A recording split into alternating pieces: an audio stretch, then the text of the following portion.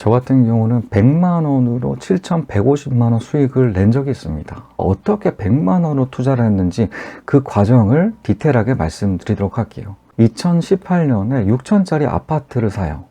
자, 내부가 엉망이다 보니까 리모델링 싹 합니다. 600만 원, 그 당시에 600 정도 했거든요.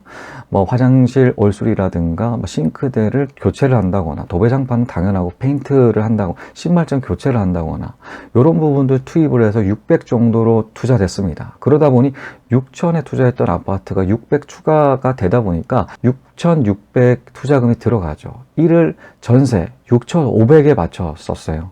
그러다 보니까 100만 원 투자금으로 투자할 수가 있었죠. 현재 같은 경우는 뭐 지금 조정기라고 하더라도 하한가 같은 경우 1억 2,500, 상한가 같은 경우 1억 4,500 정도 되다 보니까 1억 3,100에서 뭐 왔다 갔다 한다. 평균 매매가 같은 경우는 그러하다라는 부분인데, 그러다 보니 7천 이상에 해당되는 수익을 내게 된 것이었죠. 저는 이 투자 시기가 너무나 중요하다고 생각해요. 대다수가 투자를 해야 된다라고 생각하는 시기 같은 경우는 비싸게 사야 될 수밖에 없습니다.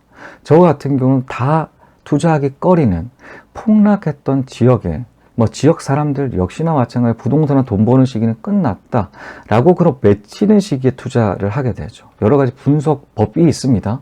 자, 전세 가율을 본다거나 경제 상황들을 본다거나, 왜냐하면 경제 상황이 바뀌어야지 뭐 투자되는 그런 기업들의 투자액들을 보고, 자, 이런 상중하는 인구들이 늘어날 것을 예상해 볼 수가 있지 않겠습니까? 인구가 증가됨을 보기 전에 경제적 사항들로 이렇게 분석해서 투자한다라는 것이죠. 그러다 보니 다수의 투자자가 몰리기 전에 투자할 수 있다라는 것이죠. 최저점 잡게 됩니다. 싸게 사기 때문에 이렇게 큰 수익 이어질 수가 있다라는 것이죠. 여러분도 고려해 보셨으면 좋겠습니다. 부동산은 사이클이 있고, 또 대출 뭐 규제 완화가 될 때가 있으면 규제가 되는 때가 있는 것처럼 대출 규제도 마찬가지 사이클이 있죠. 이 사이클에 따라서 투자 최적의 시기가 존재를 하고 투자 최적의 시기에 해당되는 지역들이 존재한다라는 것입니다. 뿐만 아니죠.